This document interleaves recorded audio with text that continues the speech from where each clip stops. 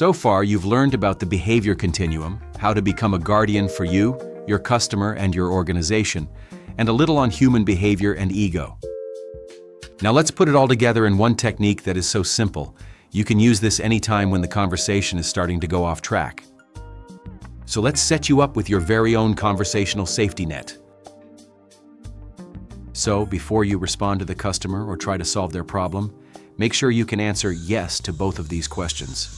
First, do you understand the customer's problem? And do you understand the customer's likely emotion?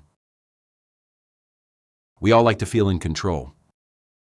We also all like to feel safe. Partly, this means we need to know what's happened and what's happening. We need to understand the context.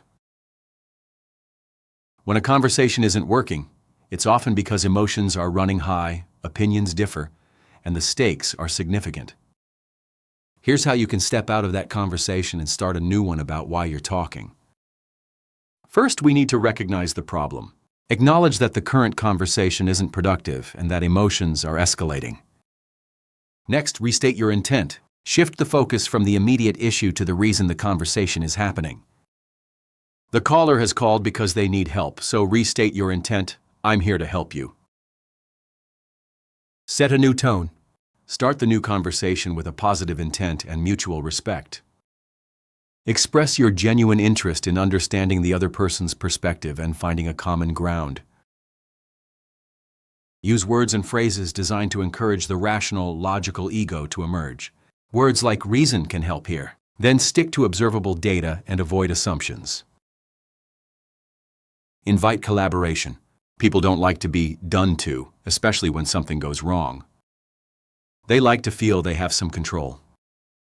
So phrases like "let's work together and help me understand" can help put some feeling of control and collaboration back.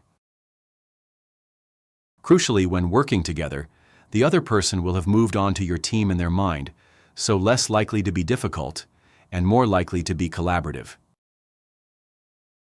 Get their permission to resume that first conversation. You've demonstrated you are there for them, acknowledged their emotion, brought out their adult state, and encouraged them onto your team. By following these steps, you can create a safer environment for dialogue and increase the chances of reaching a mutually beneficial resolution.